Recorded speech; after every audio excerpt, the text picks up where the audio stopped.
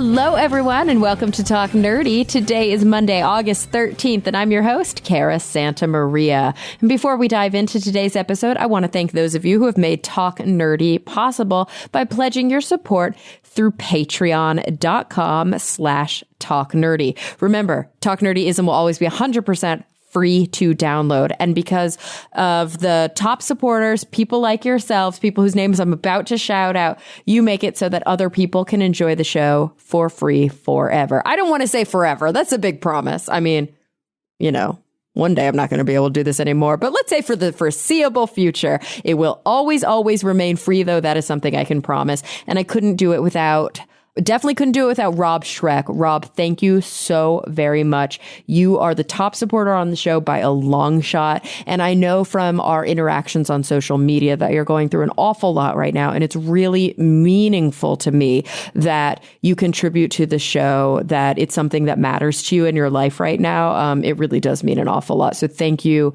like deeply, dearly from the bottom of my heart. I also want to thank Phil T-Bear, the zombie drummer, David J.E. Smith, Jeffrey Perez, Charles Payette, Jonathan Wright, Jafe, Gabriel Felipe Jaramillo Gonzalez, Brian Holden, and last but certainly not least, Jeffrey Sewell. Thank you all so very much.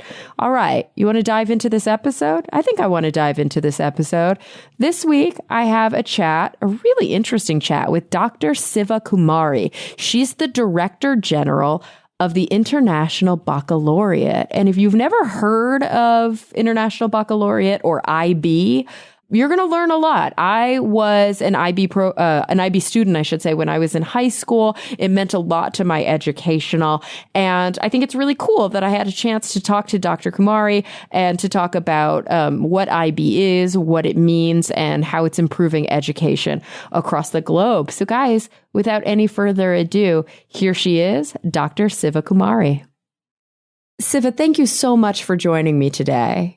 Oh, not a problem, Cara. Thanks for the invitation. Absolutely. So we are going to be speaking about International Baccalaureate. You're actually the Director General, the 7th Director General of IB, and you are the first woman to be the Director General of IB. I have to say this is near and dear to my heart because I was an IB student when I was in high school. Oh, that's great. Yes, I knew that. So I actually didn't end up, quote unquote, graduating IB because my senior year of high school, I started at university instead. So I did IB for 9th, 10th, and 11th grade. I didn't technically go to 12th grade. And at my school, that was the International Baccalaureate program. It was a high school program, or I should say at my series of schools where I grew up in Plano, Texas, a suburb of Dallas. But that said, the more that I've dug into the background of IB, the more I've realized that it is much more than a sort of honors or gifted or college preparatory program for high school students. So let's talk about anything and everything International Baccalaureate. Maybe a good top line to start for anybody who's never even heard these words before. What is IB? Great. That's a good question because some people ask me if it's a language program. Yes. So the IB is, as you said, the International Baccalaureate. It was started 50 years ago by a group of educators who were very concerned about the wars and peace being an important part of education. So they wanted to create a different kind of education where the children really learn about each other's cultures and each other's countries and global issues, etc. And it is more, they wanted to create something that is more than rote memorization, which was the state of education at that time. So educators from America, UK, France, Germany, etc., mostly the Western traditions got together and created, this thing as an experiment, really. And they found a few schools that will adopt it and test it out as a curriculum. And, 50 years on, it's become known as one of the gold standards of education. I mean, we don't call it that, but others call it that. 50 years ago, what these educators started was a pre-university program, essentially, which is called the diploma. So it's a 2-year study before one enters university or the world of work, essentially. Mm-hmm. And that was our signature program. And it's kind of like liberal arts education before university. They believed that specialization should come later and that the child or student should be exposed to all kinds of disciplines. And, arts and history and humanities and sciences and mathematics and study of languages, but study of more than one language so one could understand, how other cultures think and what are the ways of knowing, etc. But what really got me to like the IB, because I came to the IB through my research, was that it had something called the core. And the core consisted of three pieces. One was called the theory of knowledge. One was called the creativity, action, and service. And the third component is an extended essay. And this is what really drew me, because I hadn't seen this in many pre-university programs. The extended essay is a 4,000-piece essay of deep research that a student writes. But the theory of knowledge, my favorite course, because it allows exploration of topics and understanding, how people come to know what they know, why they believe, what their backgrounds are, how scientists believe, how humanity or social scientists come to study subjects, and all of that. So it's quite an epistemology sort of course, which I think is quite unique at the pre-university level. And even writing a 4,000-piece essay, which I thought was quite extraordinary, because I didn't write essays like that till I entered my master's program. Absolutely. Like you said, pre-university, I mean, even at the university level, unless you're actively studying philosophy, you probably don't have exposure to different epistemologies or even the concept of epistemology. Yeah, I mean, I think that's really what fascinated me about it, Cara, to see that, this was all kind of wanted and required. These educators 50 years ago thought this is a really good way to engage students. It's not about getting them into universities, it's creating our next wave of humanity, right? And creating our next wave of leaders. And that still stands today. So I think I'm really pleased to be a part of it and be given this, position to lead it. And so for a student, for example, who participates in the diploma program, and again, we'll talk about it, but there are more opportunities now than just the diploma program. I was aware of the diploma program because that's what I was participating in at my at my high school. But for the students who participate in the diploma program, there are, as you mentioned, these different core elements. There are different assessments, different exams, different curriculum that is necessary. And what do they kind of get to walk away from if they've gone through this program? What do they get to walk away with? Well, I think, as you said, it's all of those components. So students can fulfill the entire diploma, which is all of those, courses in these areas that I talked about, languages and humanities and sciences. Mm-hmm. And then they complete the core. They walk away with what is called a diploma, the IB diploma. And only we award it. But one of the wonderful things about it is universities around the world know it and accept it and look forward to these students because they know they're well prepared. And because of this kind of preparation, these students, they ask a lot of questions when they enter university. They're able to write, so they're not intimidated by those first 2 mm-hmm. years of university, because it's not just the essay, but the assessment that we do is very rich. So it's not multiple choice questions or anything like that. So the students are continually thinking and writing. So because there's no right answer, so they have to come up with their own version of thinking about a prompt or a question that we give. So they walk away with what's called this diploma. And I'm really pleased to report that now around the world, this diploma is accepted. And many countries give us equivalency, i.e. you can do a high school curriculum or you can do a diploma and it'll be considered high school equivalency in many countries. Oh, that's really neat. And also, I know that at least at my local universities, if a student finished the IB program and, made all of the milestones and earned that diploma, in many ways, it was equivalent to advanced placement. Oftentimes, we would take the advanced placement exams as part of the IB class. And we would end up with a lot of college credit kind of under our belt by the time we graduated as high school graduates. That is true. I also studied the AP program and was familiar with it before I actually came to know about the IB program, because I was in a university before. So it's really interesting because in the United States, as compared to other countries, universities give this credit. Some of the students get advanced standing. They get like, sophomore level already. Mm-hmm. Or they are allowed to take, which is quite a savings in some universities. I know, for instance, that the University of Texas gives them the first year off. And you can imagine the amount of monetary savings that is.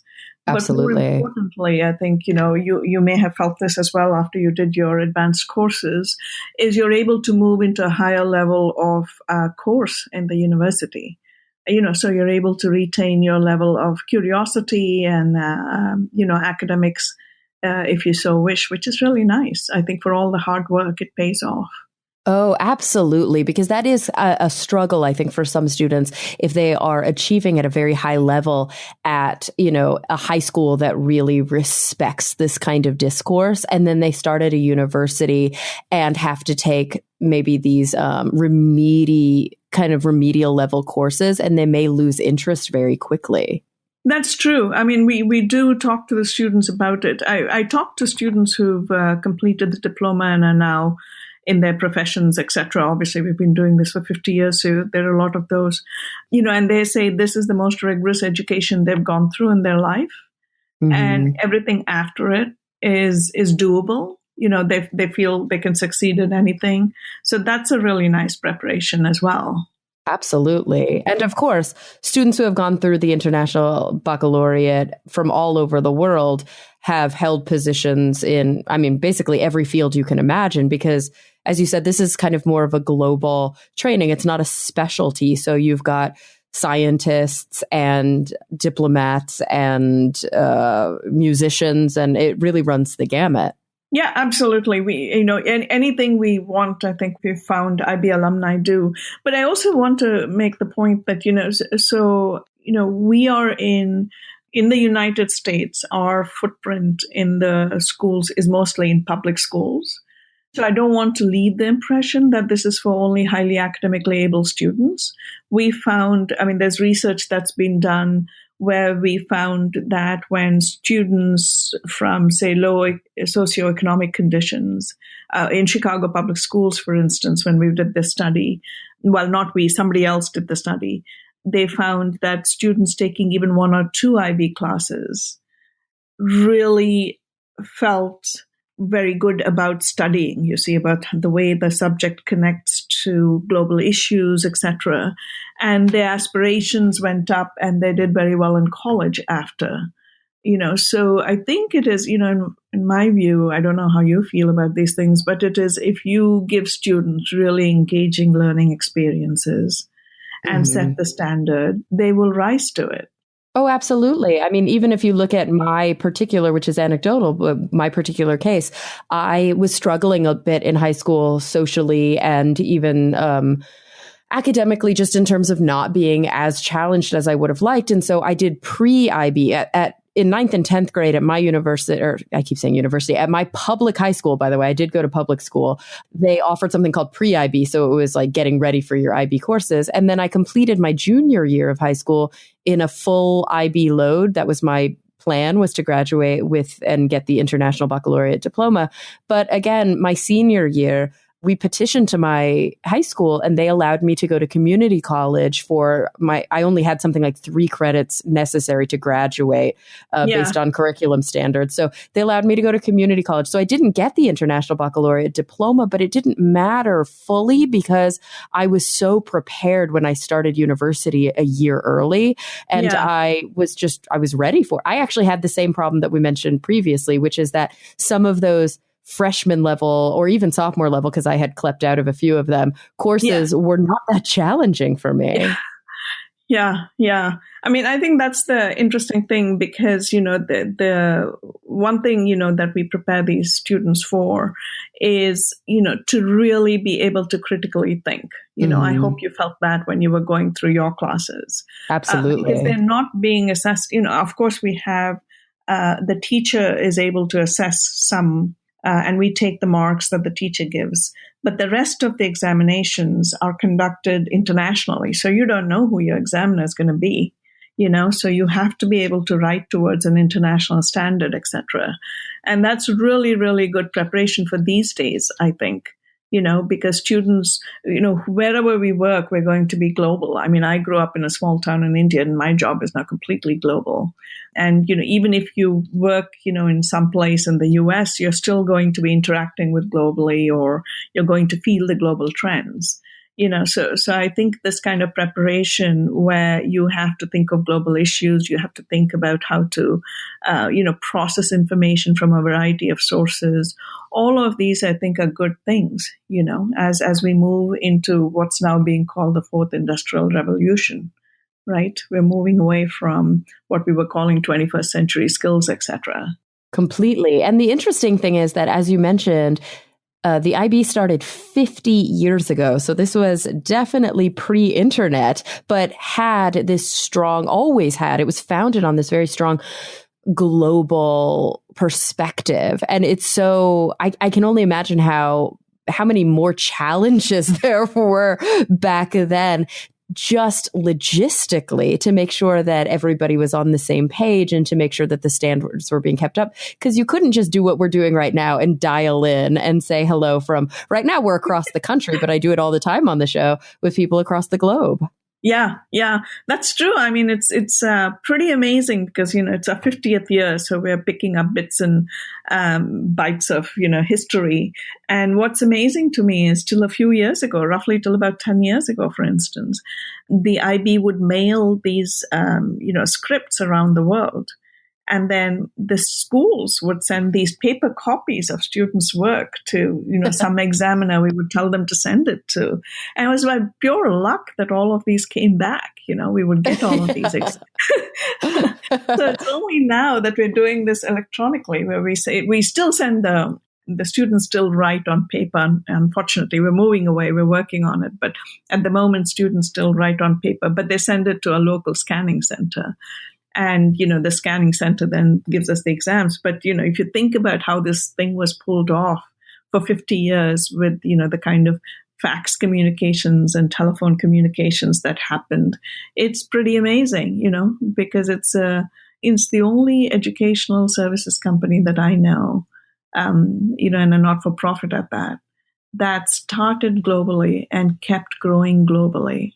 And when you say globally, you really mean globally. And, talking about doing these paper and pencil mailings, when you said it's kind of amazing that they actually came back, that's because IB is in places where the infrastructure is not as maybe maintained as other places. Like, this is not just for, as you said, kind of rich, high SES, Western academic standards. IB is all over the world. We're in 150 countries. And, it's pretty amazing. I mean, I go around to many of these schools around the world. I feel extraordinarily, fortunate to have this experience. And you're right, at this moment, it started off that way. In the beginning, it was, it was based in international schools. But at the moment, it's not. We have schools, in Ecuador, in many parts of Ecuador where there isn't a lot of money. We have schools in Chicago, as I said. We have schools in Japan. We have schools in parts of Africa where there are these entrepreneurs trying to bring IB to really low-cost settings.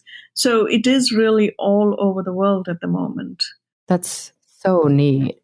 Yes, it really is. And I think what binds the IB community is this inspirational thinking, right?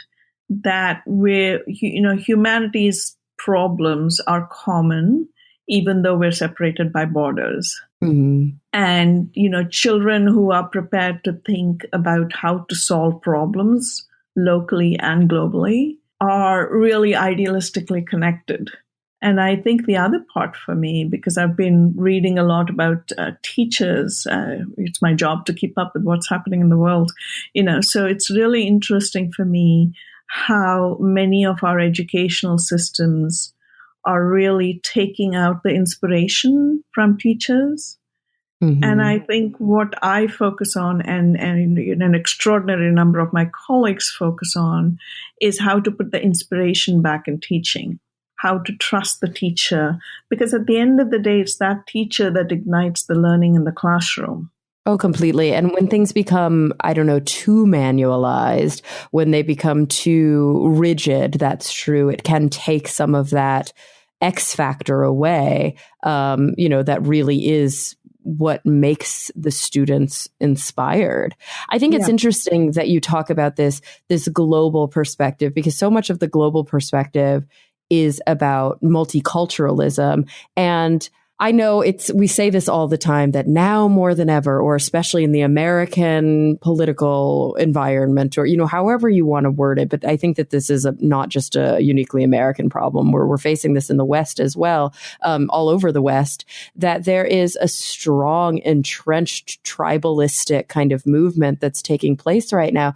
And educating people when they're very young that they are not the only people in the world, and that there are others who are very much like them and who are very different from them, who they can learn from, I think is fundamental to being a well-rounded human being, and to putting an early stop to, xenophobia and to racism and to some of these entrenched issues that are just really, really pernicious. I couldn't agree more. I think, children are the next wave, right? I think what we need to prepare them is to understand that we all come in different shapes and different colors, but the mind is the mind. And access to education is the one way to erase all of these kind of negative things. They'll always be in the world. I mean, we've lived through centuries now, and we know this is going to go on. I think the best we can do is to prepare students to be excited about learning, excited about other cultures, and to know, And I think in that sense, Cara, as you know, these technologies are becoming amazing, right? I'm looking forward to the day where I can speak to a Japanese person without a translator, right? Because of all the things, the voice technologies and the voice translation and all of that are happening. And those will be here before we know it. Like you said, we're speaking across a computer, and there's a connection, right? Still, so I think, so for me, I think the way to prepare these students is to just, be focused that water is water wherever it is, whether it's flowing down the Nile in Egypt or it's flowing down, the Mississippi, and the microbes and all of that are different, but the study of them, the science of them is the same. Absolutely. And of course, as you mentioned, you grew up in India. You even did your undergraduate degree in India, but then you've worked very close to where I grew up in Texas. That's a big change. Yeah, I'm speaking to you now from Houston. I'm here in Texas. Oh, I love that. Yeah, this is not just kind of a coastal, I think you're right. It's important to correct any misperceptions, because a lot of times when we talk about sort of advanced or high achievement or standards, global standards that we think of as higher than the minimum standards of maybe a nation's educational system, a lot of people might equate that with privilege. But this is not kind of a coastal elite initiative. And also, it's not something where the children bear the financial burden. No, not in this country. No, it's really in public schools, which I really admire. And more around the world, we're able to do that too. But I think, for us, it is great to see this curriculum embedded among so many other things, right? Like even in Texas, you have the TEKS here, and then in the rest of the, in rest of America, you have Common Core and all of that. Or in Massachusetts, you have the Massachusetts standards. So that people are able to put the IB in place and still want the IB, to me really shows that there are some schools that want that well-rounded child, because it's not just about globalism, but it's also about creating that child that is very well prepared. And as you know, more and more these days, all of the sciences. The exciting part is happening in sciences where there's an intersect between disciplines. I'm fascinated by nanotechnology and, and all of these developments now with AI, et cetera, the 3D printing and biotechnology, which are really combinations of disciplines. And so I think this preparation, what I find really exciting about the IB is the more I think about it and the more I think, well, what's coming next and are we still relevant? It somehow remains relevant because those tenets of interdisciplinary, which were, 50 years ago, these people thought of, are still very valid today. That discipline is not cut off by you study biology and you study mathematics separately and the twain shall never meet. It's to try and see the connections across disciplines as well, which is an important part of what we do. And it's so neat to see that many university settings are starting to move towards a curriculum model. I mean, they've always had core curriculum and required courses across disciplines in order to get an undergraduate degree. But it's really cool that I'm hearing more and more about people who get to quote unquote make their own degree, where their specialty is kind of whatever they want it to be because it is multidisciplinary. Yeah, I mean, my daughter studied here, at Rice University here in Houston, and she created a major for herself, which was between civil engineering and international relations. Oh, cool. I mean, two really don't seem to have anything together, but that's her breadth of her interests, and she was able to do that. And I think now it's becoming more and more common for students to do that. And I think that is great because that expands your mind. It fires up more neurons. It makes you more, when you go into the workplace, you're more, different in your thinking. You're not boxed in, right? Absolutely. And, so many people, I think within my generation and younger, I'm sort of at that intersection between what would you call me, Gen X and millennial. I'm 34 years old. And so many people my age and younger they're not facing, maybe facing is the wrong word. They're not able to go the traditional route the way that our boomer parents were able to do. It's no longer, I think, the standard that somebody leaves high school or maybe leaves their undergraduate degree, goes into industry and works for the same company for 40 years before they retire and get a gold watch. It's just people are doing more freelance work. They are juggling multiple jobs. They are consulting. They're forging their own path in kind of a less traditional way. And to be nimble in this kind of a workforce, you have to have specialized skills. I agree. I think I read somewhere, maybe McKinsey put this out, that, a person of your age will have 7 jobs right before you retire, if ever.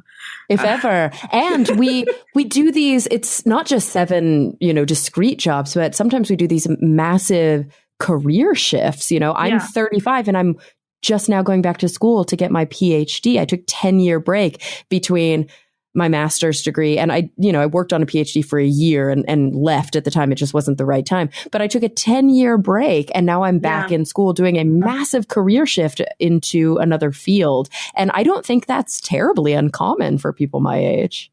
No, I think that's great. I mean, I got to where I am through quite a lot of zigzags. I didn't have a traditional straight shoot through one kind of subject or just because of my life circumstances. I was married. I was following my husband. So, I had to do that. And then my interest changed and then I was doing something else. But I was reading somewhere, Cara, that students who now actually this is from the World Economic Forum I was reading, that the students who now enter the bachelor's programs, right, by the time they graduate, 50% of the content they study there is outdated. Oh my goodness. Just in the 4 years that they spent at school. Yeah. So, oh my God. So I think, we know now more than ever that content is not king, so the thing is that how do you quickly in your own brain reuse content, learn how to relearn, right? Be able to go to deep dives some places and just maintain balance in all of this information we get, right? That's something also. That's a lot. Yeah. I mean, if you think about yourself, I think it's really good that you made these changes because your mind can, flex in so many ways, right? Mhm. It's built to Yeah. think in a kind of like a complex set of ways just because of the different disciplines you may have gathered and the different life experiences you have gathered, which is really what we need, right? There's no, with so much information coming and AI coming into the scene, when we know robots are going to be programmed to think and can possibly think better than that, better than us, or go deeper into certain areas better than us. I think you have to become a different sort of individual to adapt to these things. Just as you said, no more gold watch, no more, I'll stay in this company forever and give my life to this company. So I think you have to think of yourself as this individual, this learning machine, but not just the learning machine, but also the doing machine, and also the, person who is able to maintain your balance in all of this, because that's hard. Shifting is hard and moving is hard. Learning and unlearning is hard. Oh, completely. And I think it's so important that you mentioned the doing machine, because I do think that there has been a shift. Many educational programs have been slower to keep up with that shift, but I do think there has been this shift away from just, as you said, content being king, because we have the internet at our disposal. We no longer have to, I think there's base level information that's important to be nimble and to be adaptive. But at a certain point, we can look things up, and what's necessary and appropriate is that we know how to look things up, and that we have a baloney detector, and that we're capable of keeping up with the literature, and that we're capable of doing, like in the lab sciences, the laboratory component is so central, because just knowing facts, for example, is not science. Science is doing the procedures.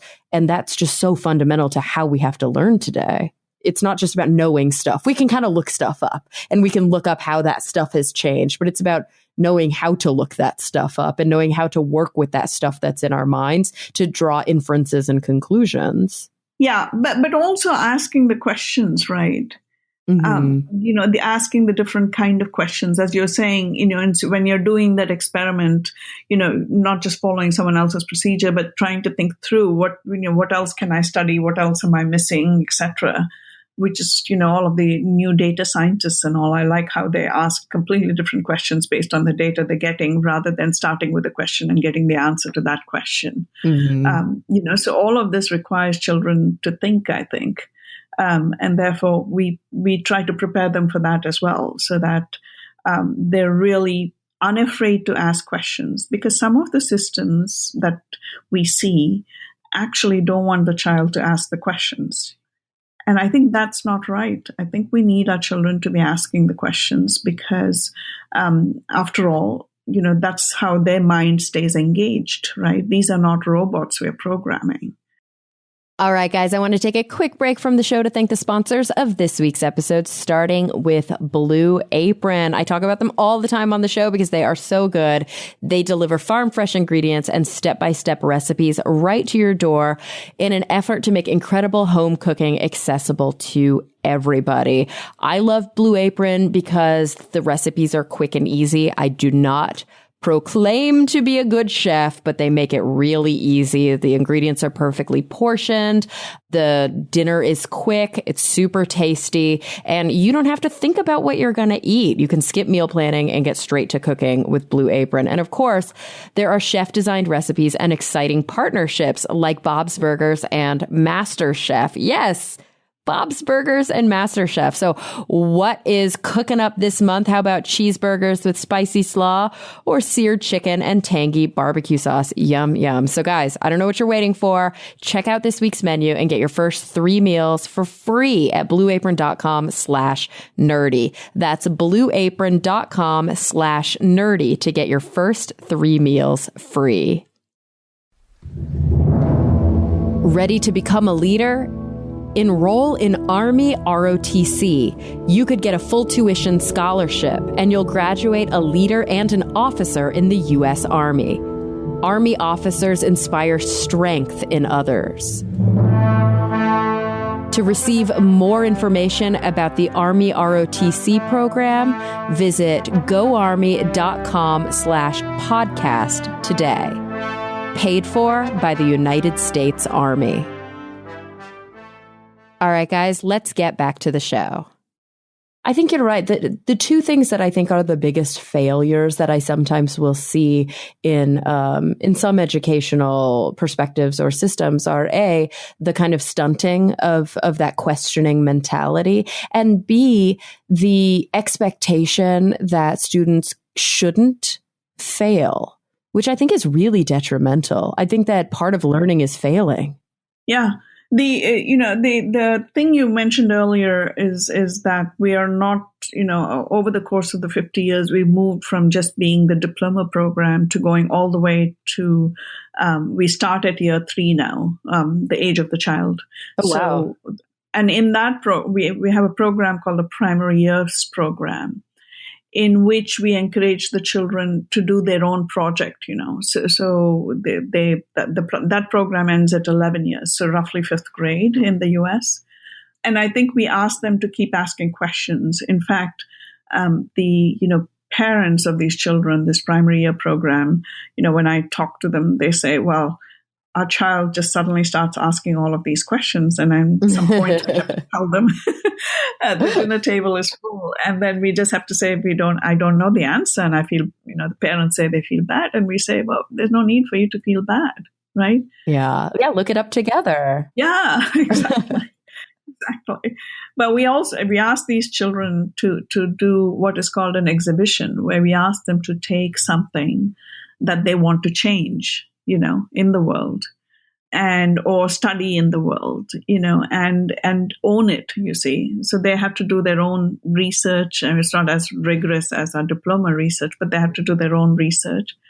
And they have to present their project to, the peers, the fellow students, students' parents, whoever the school invites. So these are little bitty human beings who are talking to adults, etc., and talking about their subject, which is what we want. We want these children to own their learning, to know it's their learning, and to be able to speak up. And so you have this primary years program, and then there's also a program that sort of bridges those early years to the sort of senior high school level diploma program. Correct. It's called our middle years program. So all of these are designed, Cara, to ensure that we understand what is happening with the brain development of the child. And with the mentality of the child. So, for instance, we know in the primary year age, children are curious. They shouldn't necessarily be taught about disciplines. They should be taught about curiosity of the world. So, where are you from? How does the world work? Those are the kind of themes we encourage in that area. In the middle years program, we know the child is restless and needs to be engaged, etc. So we design the program for that. And it's still situated in global context. And in this particular area, we ask the child to do something called the personal project, which goes a little bit deeper into the child doing research and producing something tangible. I adore going to these, they're called exhibitions, these personal project exhibitions that I attended, and I've attended some around the world. I remember being in the school in I think it was in India, and this child had designed as part of this personal project, this little device that you put, you've heard of rickshaws in India, these yes. little tricycles that people carry passengers on. Mm-hmm. There are thousands and thousands of these things. And obviously these, that people who drive these rickshaws, the rickshaw drivers are very poor. So this child designed the little device, which is to power the battery based on, so the rickshaw person could put it on his tires. They're mostly men, so on his tires. And, it would power during his day. So as he was delivering passengers, etc., it would power, and then he could take that and go put it in his home. So his child could, they could have light in their, dwelling hut or wherever they were living. So their children could study at night, Incredible. Incredible, right? I mean, I think that the whole point of this is that you ask children to think, you ask them to do, they will, they will rise up to the challenge. They will do more than you expect, and they will be so engaged. So I think that's our middle year program. Oh, and it's so cool because that mind of the child too will sometimes come up with the most simple and effective solutions to problems that are outside of the kind of standard way that we're used to thinking. And so something like that, where obviously the technology exists, obviously this is not, a massive leap, but maybe nobody even thought to connect the technology to the need. That's the important part, right? Is that human component. Yeah. Yeah. I mean, I think we're thinking of ideas of social entrepreneurship now as part of the curriculum. We haven't finalized them, but we're thinking about them. And I think that's what's going to be the next the generations of these IB children will be thinking, because it was a young lady actually who made that battery device thing that she was cooking up. You can imagine, I mean, she could easily create a business out of that. Right. Oh, definitely. You think of the thousands of rickshaw drivers that are around the city where she was living in, and to power those up, and that could become something she gives the world, really, quite freely. I mean, you remember when you were at that age, I was at that age, I was quite concerned about people and what's going on in the world and all of that. And I think if we can channel the children to think about those instead of, Facebook and whatever else. So I think they can do it. And I think that's why these programs stay alive, because they're encouraging that. And for the teacher also, it's engaging, because it's very inspirational to see your students to do all these kind of things, you see. Oh, yeah. And it keeps you going, especially in a system that doesn't always, or I should say very rarely, compensates you for the amount of work that you really do. Teachers teach because they love to teach. They do not do it for the money. I think that's well established now. And so to be able to get that kind of inspiration and that kind of feedback is just so important to keep them going. Yeah. I mean, I'm trying to remember the story, but I was sitting in one of our middle year schools programs in Vienna, and this child was telling me she's writing a book, and I forgot the title of her book. It was something like the need for humanity or something, very profound like that. And she said, but I'm very angry at the IB because they didn't give me enough time to finish this book. And I was like, you need a sabbatical, not a program. Into your middle school. Yeah, that's so funny. It's like, oh, but you have the rest of your life, so don't worry about that. Yeah. That's adorable. Yeah, I know. And they are really, I mean, it's amazing stories, because I was in a school in Jordan, and this little young, girl, I mean, was showing me a program about, I can't remember, some animal she was researching. And this little boy was trying to tell me this girl's project, And she kind of pushed him aside to say, hey, this is my project, and I'm going to tell her about my project, And so it's the agency as well, right? She wasn't going to let this little boy steal the limelight from her. I love it. She was ready and able to face some of the issues she is definitely going to face within the workforce. So that's good to see. Yeah. Yeah. So I think that's what we're about, is to let the children own their learning, let the teachers be the encouraging adult, not particularly know the answers or know the formula for education, and let the learning come alive in all of these classrooms around the world. Mm-hmm. And so we've spoken about this primary years program for the littles, the middle years program for that kind of those bridge years leading up to high school, the diploma program really for that pre-college or pre-vocational preparation. But then you do have a fourth program now called the career-related program. How does that fit into the mix? Well, this is our youngest program, really. And the reason we created it is because vocational education is becoming an important part of many, many systems. And I'm glad to see it's taking foot here in the USA as well, because it wasn't for a while.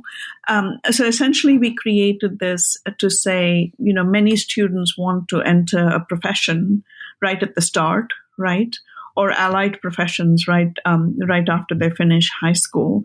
Mm-hmm. And so we would like to create a program to go alongside a pretty technical program that they're taking in schools. So it's two of our diploma courses. The student can take more, but the minimum is two. And then we also want them to have a project of where they are thinking, a reflective project, and also where they're thinking about language and culture.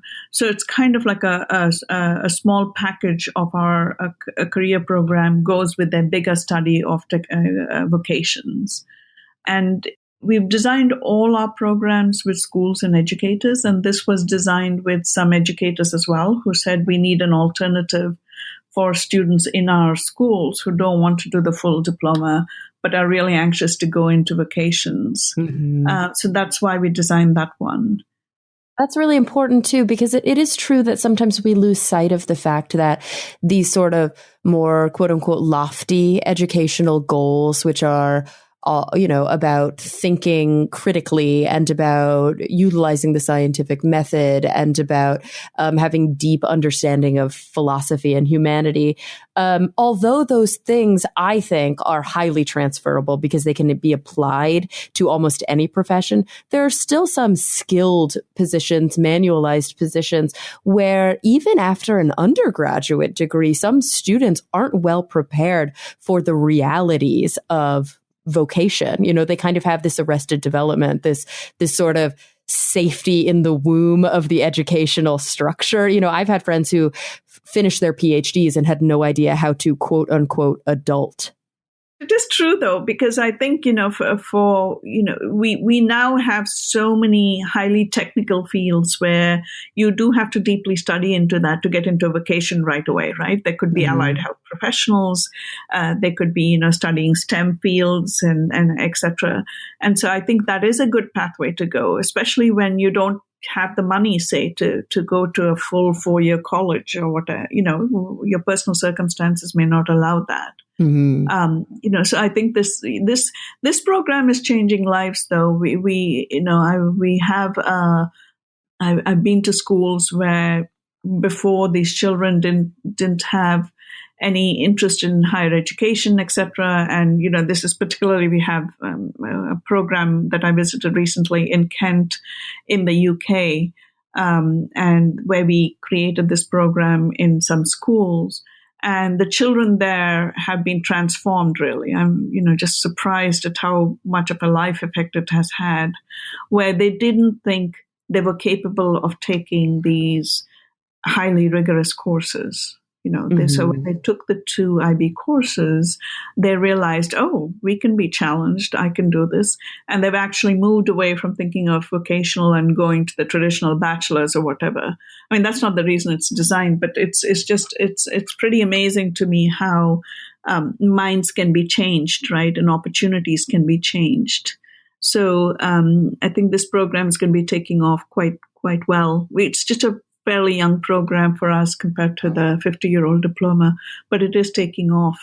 And don't you feel like so much of that has to do with role modeling, has to do with one-on-one interaction? Sometimes we grow up in these societal norms that reinforce to us over and over that is not the path that is available to us, that people who look like us or people with our means aren't the people that go into, medicine, or aren't the people that go into engineering or whatever. And it really does take having a really strong role model, or seeing somebody who looks or acts or came from the same neighborhood as you did, excelling or achieving in those areas before we even begin to think that it's a possibility for us. I didn't discover science until graduate school, because as a young girl, I just did not think I would be good at it. I just didn't have enough people in my life telling me, oh yeah, you can totally be a scientist.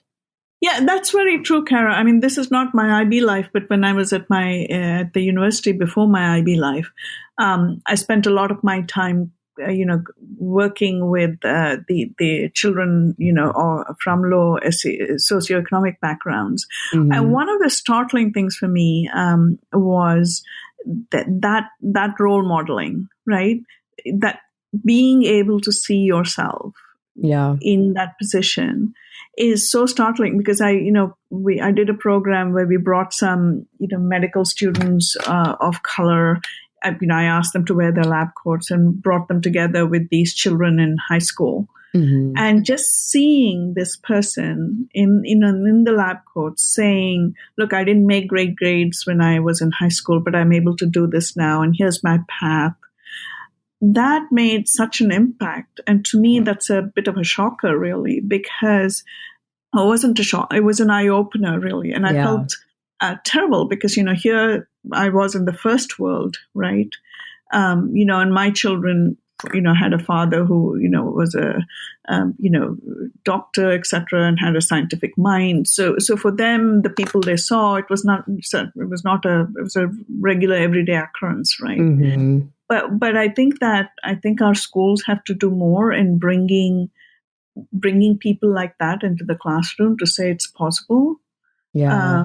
Because I think it makes such a world of difference, really, Yeah, and bringing people like that from their own neighborhoods too, so they don't feel so distant. So they feel like, oh yeah, there's more than just what I see on my street or on my block. And there's more than just what I see within my family, because oftentimes these are, we see first generation students, first generation college students, kids who really are forging their own path because they don't have, not that they don't have incredibly supportive parents if they're lucky enough to have them, but they don't have parents who have been through those challenges. Yeah. It's really interesting you say that, because I just came back from a conference. We had a conference in San Diego, so I was in your part of the world. Mm-hmm. And what we're doing in our conferences is we have 3 of them in different parts of the world. This one is for our this part of the world, and we bring in our alumni. And this alumni who talked at this last conference was talking about how hard it was to be Chinese and American at the same time. He was telling a story of his father having gone back to China pretty early on, and his mother raised him. And, he was struggling with everything. I mean, he's doing amazingly well now. But, he was just saying the IB program, because it allowed him to study Chinese and English, and he was in a public school. At the same time, it allowed him to know that it was okay to be Chinese and okay to be American at the same time, and his struggle to, merge those two. And we heard from another alumnus, and she was, homeless, and she struggled through her diploma. So it's really amazing to see these stories. And I think that's why it's really a pleasure to be able to see the IB in public schools here, in the United States. And I think that global connection that they feel, I'm not alone. I'm not just part of this world. I'm not just part of the US. I'm part of a movement that's much bigger. And this translates everywhere. There's a certain nicety to it, I think.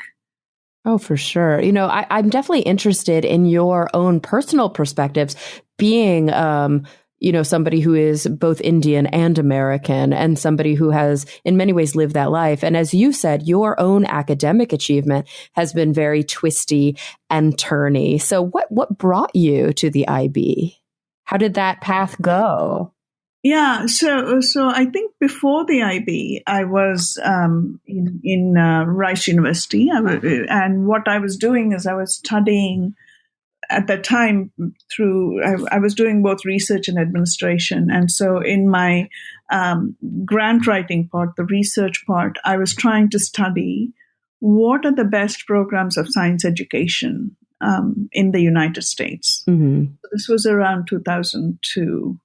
And there was a study that came out from the National Research Council called Learning and Understanding, in which they talked about both the Advanced Placement Program and the IB as being the 2 big stars in high STEM achievement. Because NSF, the National Science Foundation, was very concerned about STEM students. There weren't enough Americans graduating with STEM degrees. So this was a big concern at the time, and I think it remains a concern now. But I haven't been dabbling in research, so I can't say what the current stats are. So that's how I came to know the IB, And then I was already working with the AP programs, with the College Board programs. So I then created the teacher training programs for IB at the university. And that's how I came to know the IB. Very cool. And so that was part of your, do you have a PhD or an EDD? EDD. Cool. So that's a doctorate of education. Correct. Yeah. So was that part of your EDD research, or were you already actively doing research as a career? No, I was. This was after my doctorate. I came back to Rice and joined, and I was doing my own research at that time, and that's how I came to know the IB. But I studied I read up on you, and you talked about how you came to yours at a very funny path. The reason I decided to do an EDD was because at Rice I was doing these very interesting. I was doing, working with the internet way back when, in 1994. And we were playing with a lot of cutting edge distance learning technologies. And I thought, I don't know anything about this subject. I don't know education, because before that I didn't have educational training. And I thought, if I'm going to be doing these cutting edge things, I better, go understand what education is about and get some traditional education training. And I had, my son was 2 years old or 3 years old at the time. Yeah, 3 years old at the time. And so I thought, I'll go to try and get this. And Rice didn't have a education program, a doctorate in education. So I went to University of Houston and joined in just to think, well, I better learn something so I feel grounded in this, and then because I'm a little bit nuts, I started the program, and then I was like, I have to complete it. So that's how I got my doctorate, really, because I was just kind of curious to understand educational theories and all of that. Oh, I love that. Kindred spirits. Yeah. A little bit of craziness as well. Oh, absolutely. You got to have that. Yeah. So actually, my own doctoral studies were in higher education. My work was in higher education. But, through my experiences and, through my application was in K-12. So I've always felt this bridging, I always felt like I bridge things, cultures or disciplines. And so that was, I think, fun for me. I like kind of that spaces in between disciplines or between domains where fun stuff happens, right? Because when you're bridging, you have to be able to have that dialogue. You have to know what you want. You have to be grounded in your thinking, but you should be open enough to understand where the transferability is, I think. So that's kind of how I came to kind of into this position. And basically because I was doing so much research, and I did, Rice was very kind to me. So I kind of did all I could there. And I studied the U.S. public education system and practiced in it essentially, to, by doing programs and all. And I think for me, I was at that point trying to think, well, my children were, by the time I left Rice, my children were grown. And I thought, well, I really want to understand how education works around the world, for some crazy reason. And so this kind of the thing at IB just happened. I started as a regional director in Singapore, because at that time, if you, when I, in 2009, Singapore and the East was emerging as this educational place, everyone was talking about Singapore and Finland as the two places. So I was kind of curious, and I started there, and I didn't expect to stay, to do all of this or to have these positions. It just kind of all happened, really. I always focus on what to do well now. I don't think of what's next. So it just kind of happened. I feel like when people ask me for advice about their educational planning or their careers, or, the job, you have a job that I would love to have, and how do you go about it, and what should I do, and blah, blah, blah. And it's like, it's very hard to make a sort of prescription for how to get to the end place. You can set goals for yourself, but like we've talked about so much about flexibility and being nimble, the number one thing I always tell people is don't be afraid to walk through an open door, even if it takes you on a turn to the left or to the right, because sometimes that's how you get to these really incredible places. Sometimes when you're so focused on the straight and narrow path and doing everything exactly how you thought you were supposed to do it, it actually closes off opportunities. Yeah, and also try not to think of a job as a job, right? I mean, I always thought of things as, I'm here to do something and I'll get that stuff done, but I want more. I want to learn more. I want to be given more. I want to ask questions and I want to, do different kinds of things, right? So I think, also, like you said, to find the open door, you have to be open yourself, right? Mm. And then have the energy to walk through that door, knowing it might not yield success. Yeah. And that the things that you'll learn while trying it, and even if it has some failures along the way, are in and of themselves tools. They will lead to better outcomes, because sometimes if you never fail, the first time it happens, you are not prepared. You see that a lot with high achieving kids and high achieving university programs. And that's where a lot of mental health issues come to play, because they've never failed and they don't know what to do with being overwhelmed or what to do with having a failing test grade or something. And just the amount of heaviness that they bring upon themselves when you just kind of sometimes want to shake them and be like, it's really not the end of the world. I promise, Especially not for some of them, right? Because if they just get over that hump, they'll be fine. Oh, absolutely. And you're going to do it a million more times in your life. You're going to be like, whoops, totally missed that deadline. It's going to happen. And we've got to be resilient. It's so important. Good. Yes. I think this is why part of the reason I'm, such a fan of the IB, yes, I'm getting paid and all of that, but is the application is so important. Mm-hmm. It's not just learning and writing for exams, right? I think as long as students keep in mind that application of that knowledge to real problems is so important, and developing your own strength is quite important. We talked about my movement and we talked about your movement. You have to develop an anchor in all of this, whether it's this, tsunami of information that hits you, or the number of apps that hit you, or whatever. You have to, that self-regulation, I think, is quite important to be taught from the start.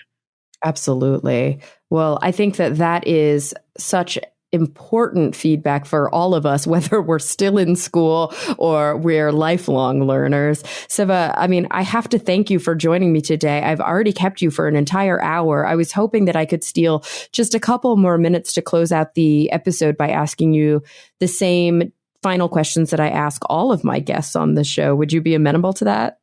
Sure. Excellent. So I want you to think about the future, and I want you to think about it in whatever context comes up for you right now. It could be personal, it could be professional, it could be global. It sounds to me like many of those things cross over in your life. So when you think about the future, number one, I want to know from you, especially with your unique perspective, what is kind of the thing that keeps you up the most at night? What is that goal or that unachieved problem, that unsolved problem that you struggle with, and that maybe sometimes you get a little pessimistic about, that thing that's weighing on you.